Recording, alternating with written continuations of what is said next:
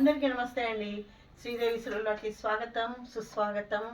భావి తరాలకు ఒక సరళమైన భాషలో, అచ్చ తెలుగు భాషలో, అంటే మన అమ్మ భాషలో ఆధ్యాత్మిక విజ్ఞానాన్ని అందించాలని ఒక తపనతో నేను చేసే వీడియోస్.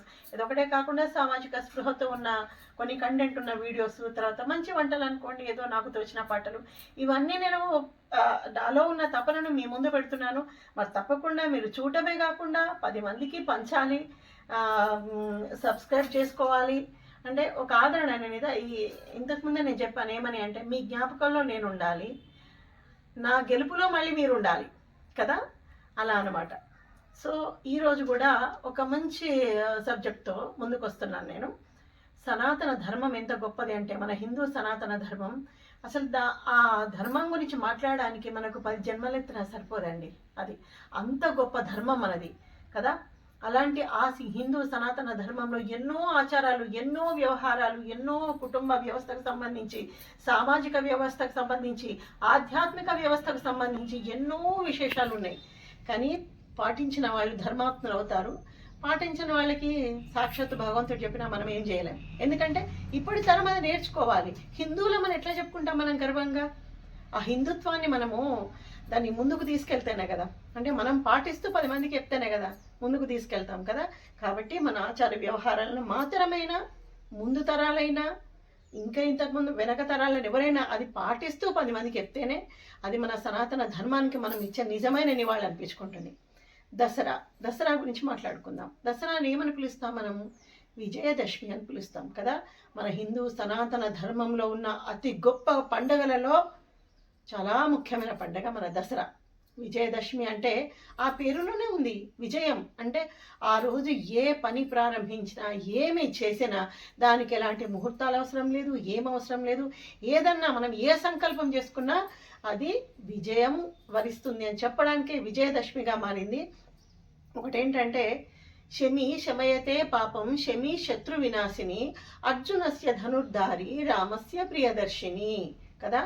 దసరా రోజు మనము శమి వృక్షం అంటే అచ్చ తెలుగులో మనం జమ్మి చెట్టు అంటాము, శాస్త్ర ప్రకారంగా అది సంస్కృత పదంలో శమి అని అంటారనమాట. అంటే ఈ శమి రోజు ఎందుకు బాగా పూజ చేసుకుంటాం? మరి ఇలాంటి విజ్ఞానం చిన్నదే కదా, మనం తెలుసుకోవాలి కదా.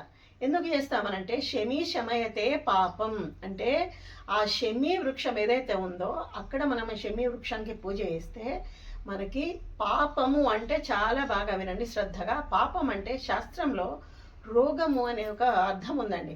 శమి శమయతే పాపం శమి శత్రు వినాశిని అంటే రోగాన్ని హరించేది. మనలో ఉన్న ఏదైతే ఏమంటారు, శారీరకంగా లోపల ఏదన్నా బాధలున్నా, అంటే కొన్ని జబ్బులున్నా, ఇది నేను నిజం చెప్తున్నాను, అబద్ధం కాదు. మీరు కావాలంటే గూగుల్లో అట్లా సెర్చ్ చేసి చూడండి. శమి వృక్షంలో క్యాన్సర్ని నిరోధించడానికి కావాల్సిన ఔషధం ఉందంటండి అందులో. సో కాబట్టి పాపం అంటే రోగం అనే ఒక అర్థం కూడా ఉంది. అంటే చాలా పెద్ద వ్యాధుల్ని నయం చేసే ఒక వృక్షం అది. అదే కాకుండా శమి శత్రు వినాశిని అంటే మనకున్న శత్రువులను కూడా వినాశనం చేస్తుంది. శత్రువులు అంటే బయట శత్రువులు అనుకోండి, లోపల శత్రువులు అనుకోండి. లోపల శత్రువులు ఏంటంటే మనలో ఉంటారు, కామ క్రోధ లోభ మోహ మదమాత్సర్యాలు కదా. ఎవరిని నొప్పించక, తానువ్వక, ఎవరి చెడు కోరుకోకుండా ఎవరైతే సాధ్యమైనంత మంచి కర్మలు చేస్తూ ఉంటారో వాళ్ళే నిజంగా భగవంతునికి దగ్గరలో ఉంటారు కదా.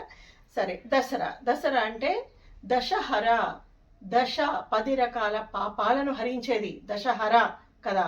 కాబట్టి ఆ రోజు మనం ఎంత మంచి కార్యాలు చేయాలంటే ఎక్కువ ఆధ్యాత్మిక కార్యక్రమాలను మనం పాల్గొనాలి. అంతేగాని ఈ ధర్మం చాలా గొప్పదండి.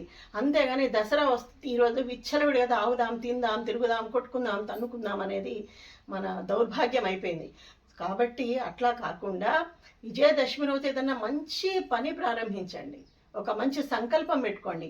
ఆ సంకల్పమే మీకు నిజమైన ఆయుధమై భగవంతుడు ఇక్కడ ఉండి మిమ్మల్ని నడిపిస్తాడు కదా. విజయదశమి అంటే సాక్షాత్తు లోకకంటకుడు రావణుణ్ణి సంహరించడానికి కూడా శ్రీరామచంద్రమూర్తి శమి వృక్షాన్ని పూజించి విజయం సాధించాడు. దసరా రోజు అదొక పేరు వచ్చింది. తర్వాత అమ్మవారు కూడా చండముండాది రాక్షసులను సంహరించిన రోజు. అంటే ఒక్కొక్క యుగానికి ఒక్కొక్కటి ఉంటుందన్నమాట. ఈ దసరాకు చాలా చాలా విశేషాలు ఉన్నాయి. అదే కాకుండా ఈ శమి వృక్షం పైన పాండవులు అజ్ఞాతవాసంలో ఉన్నప్పుడు వాళ్ళ ఆయుధాలన్నీ కట్టగట్టి ఆ శమి వృక్షం పైన పెట్టుకున్నారు. తర్వాత కౌరవులు గోగ్రహణం, ఉత్తర గోగ్రహణం అని మహాభారతంలో ఉంటుంది. ఆ గోవులన్నీ అపహరించి వెళ్ళిపోయినప్పుడు అప్పుడు అర్జునుడు మళ్ళీ అస్త్రాలన్నీ దించుకొని తన గాండివాన్ని ధరించి వాళ్ళపైన విజయం సాధించిన రోజు అనమాట. ఎన్నో ఉన్నాయి మనకు శాస్త్రంలో. కాబట్టే మనకి కలియుగంలో కూడా ఈ దసరా రోజు ఏ సంకల్పం చేసుకొని మనం ఏ పని ప్రారంభించినా తప్పకుండా అది విజయం అవుతుంది అని చెప్పేసి అంటాం. మరి ఆ రోజు మనము ఈ జమ్మి ఆకులు మనము అందరికీ పంచిపెడతాం. ఎట్లా పంచిపెడతాం చూడండి. మన హిందూ సనాతన ధర్మము, మన ఋషి పరంపర ఎంత గొప్పది అంటే దాన్ని బంగారం అంటాం. బంగారం అని ఎందుకంటే బంగారం పెడుతున్నాను తీసుకోండి అంటే దాని అర్థం ఏంటంటే దాన్ని బంగారం అంత విలువైన దానిగా భావించి మనం ఎవరికైతే పెడతామో పెద్దవాళ్ళకైతే పెట్టి ఆశీర్వచనం తీసుకుంటాం, చిన్న వాళ్ళకేమో మనం ఆశీర్వచనాలు ఇస్తాం. అంటే మీరు ఎప్పుడు విజయాన్ని సాధించండి, అదొక విజయాన్ని సాధించే వృక్షం కాబట్టి ఆకులు మనం మన వాళ్ళ చేతిలో పెడుతూ మీకెప్పుడూ సకల విజయాలు కలగాలని చెప్పేసి మనస్ఫూర్తిగా కోరుకుంటూ పెట్టే ఆ శమి ఆకులు అన్నమాట. ఇలాంటివన్నీ ఇవి చిన్నవే, కానీ ఇలాంటివన్నీ తెలుసుకోవాలి.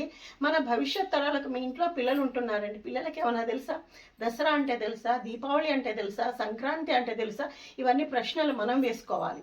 వందే మాతరం అంటాం. వందే మాతరం అని ఎందుకంటాం?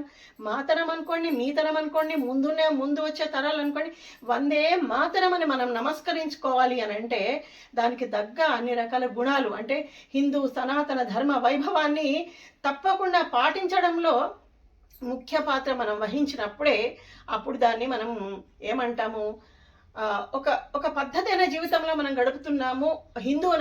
నేను హిందువునని చెప్పుకోవడానికి అది మనకు ఒక అర్హత లభిస్తుంది అనమాట. తూర్పుగోదావరి జిల్లాలో ఒక బంగారు పాప ఆలయం అని ఉంటుందటండి. అక్కడ ఆ బంగారు పాప ఆలయం అంటే అమ్మవారి ఆలయం. ఆ ఆలయానికి 100 మంది భక్తులు వెళ్తే అందులో 70-80 మంది ముస్లిమ్సే వెళ్తారంట. చూడండి, అంటే మనము హిందువులం ఎప్పుడు కానీ సర్వమత సమానత్వాన్ని మనము అంగీకరిస్తాం. ప్రతి మతాన్ని మనం గౌరవిస్తాం. ప్రతి మతం వాళ్ళ ఆచారాలని, వ్యవహారాలను అన్ని గౌరవిస్తాం. వాళ్ళు కూడా చూడండి, ఇక్కడేమో ఎక్కడ పడితే అక్కడ కొట్టుకొని తిట్టుకొని తన్నుకొని చచ్చిపోతున్నారు. మరి అక్కడ అలా ఉంది కదా. అంటే అన్ని మతాలను మనం గౌరవించడంతో పాటు మన ధర్మాన్ని ఎవరన్నా కించపరిస్తే మాత్రము ఎట్టి పరిస్థితుల్లోనూ మనం ప్రశ్నించడానికి హిందువై పుట్టినందుకు తప్పకుండా మనం ప్రశ్న వేయాల్సిందే. ఎవ్వరు కించపరిచినా సరే. అంటే చెప్తున్నాను కదా, మన ఇంటికి ఒక శత్రువు అయినా సరే, బద్ధ శత్రువు అయినా మన ఇంటికి వస్తే మనం ఏం చేస్తాం? మర్యాద చేస్తాం మొట్టమొదటగా. తర్వాత మనల్ని తేలిక చేసి మాట్లాడితే దానికి తగ్గ సమాధానాలు మనం ఇవ్వాల్సిందే కదా. ఇది కూడా అంతేనండి. కాబట్టి సర్వమత సమానత్వంతో పాటు హిందూ ధర్మాన్ని మనము ముందుకు తీసుకెళ్ళాలి. ఇలాంటి పండుగలు ఎన్నో ఉంటాయన్నమాట. కాబట్టి ఇప్పుడు మనం ఏం చెప్పుకున్నాము, ప్రతి దసరా రోజు శమి వృక్షం కింద పూజ చేస్తూ ఈ శ్లోకం చెప్పుకోవాలి. ఇందాక చెప్పాను కదా నేను శ్లోకం, ఆ శ్లోకం చెప్పుకోవాలి. తర్వాత ఆ ఆకులు తీసుకొచ్చి మనస్ఫూర్తిగా మీ వాళ్ళకి, మీ స్నేహితులకు, మీ శ్రేయోభిలాషులకు, ఇంట్లో పెద్దవాళ్ళకు, చిన్నవాళ్ళకు ఆకులు పెట్టేటప్పుడు మనస్ఫూర్తిగా వాళ్ళ జీవితంలో ఆరోగ్య ఐశ్వర్యాలతో ఉండాలని మనస్ఫూర్తిగా కోరుకుంటూ వాళ్ళకి అది మనము అందివ్వాలి, ఆ శమి ఆకులు కదా. ఆ తర్వాత విజయదశమి అంటే ఆ రోజు ఏ సంకల్పం చేసుకున్నా తప్పకుండా అది విజయం వస్తుంది అనడానికే విజయదశమిగా అది మారింది. కాబట్టి దేవి నవరాత్రులలో అమ్మవారు ఈ ఎన్నో రూపాలు మనం నవదుర్గలుగా మనం అలంకరిస్తాం. మనము తర్వాత విజయదశమి రోజు సాక్షాత్తు అమ్మని దుర్గా భవానిగా మనం అలంకరించి ఆ అమ్మవారిని మళ్ళీ మనము వారి ఇంటికి మనం కైలాసానికి మనం మళ్ళీ పంపించేస్తాం. కాబట్టి ఈ దేవి నవరాత్రుల ఉత్సవాలలో వచ్చే దసరా అనేది చాలా చాలా ముఖ్యమైనది. అశ్వయుజ మాసంలో ఇది వస్తుంది కాబట్టి చాలా ముఖ్యమైనది. ఇలాంటి పండుగలు తప్పకుండా చేసుకోవాలి. దసరా అంటే కేవలము దశహర, ఎన్నో రకాల పాపాలను తొలగించేది. కాబట్టి ఇంకా ముందు మళ్ళీ వచ్చే పండుగలు కానీ, అంటే డే టు డే లైఫ్ మనం ఉదయం లేస్తే పడుకునేంత వరకు మనం పడుకునేటప్పుడు ఒకటే ఆలోచించాలని చెప్తా. ఈ రోజు నా డే ఎట్లా గడిచింది, నేను ఎవరితో ఏం మాట్లాడాను, ఎవరిని నొప్పించాను, ఎవరికింత సాయం చేశాను, ఎవరికి దాన ధర్మాలు చేశాను, ఇలాంటివన్నీ ఒక 24 గంటల సమయంలో మనం ఏమేం చేశాము ఇవన్నీ ఆలోచించుకొని పడుకొని ఉదయాన్నే చాలా సంతోషంగా చూడాలి మనం. ఇది మానవ జీవితానికి ఇది ఒక లక్ష్యంగా పెట్టుకోవాలి. జన్మ అంటే ఊరికే రాదండి. అన్ని జన్మల్లోకెల్లా ఉత్కృష్టమైనది మానవ జన్మ అంటాం. మరి ఊరికే వస్తుందా ఆ జన్మ? మళ్ళీ తర్వాత ఎన్ని కోట్ల జన్మలు మళ్ళీ మనం ఎత్తాలో. ఎందుకంటే మనం మంచి చెడుల పాపపుణ్యాల ఫలితమే మళ్ళీ జన్మలు ఎత్తుతుంటాం. కాబట్టి అలా కాకుండా తప్పకుండా ఇలాంటి పండగల వైభవాన్ని ఫస్ట్ తెలుసుకోవాలి. ఆ రోజే లేచామా, పళ్ళు అప్పాలు చేసుకున్నామా, అది చేసుకున్నామా, పూజలు యాంత్రికంగా చేసుకున్నామా కాదు. ఆ పండగకున్న శాస్త్ర సంబంధమైన విశేషం ఏముంది అది తెలుసుకొని మీ పిల్లలకి ఇంట్లో చెప్పాలి. ప్రతి పండగ పెద్దవాళ్ళు చిన్నవాళ్ళు అందరూ కలిసి చేసుకోవాలి. ఇది మన హిందూ సనాతన ధర్మ వైభవానికి ఉన్న విశిష్టత. కాబట్టి అందరూ దసరా చాలా పద్ధతిగా జరుపుకోవాలి. హిందువులమని మనం గర్వించాలంటే ఎక్కడున్న హిందువులైనా సరే ఇలాంటి పద్ధతులన్నీ పాటించాలి. మీరందరూ ఆయురారోగ్య ఐశ్వర్యాలతో వర్ధిల్లాలని మరొక్కసారి కోరుకుంటూ మంచి మంచి వీడియోస్తో శ్రీదేవి ఇప్పుడు మీ ముందుకు వస్తూనే ఉంటుంది. అంతవరకు నమస్తే.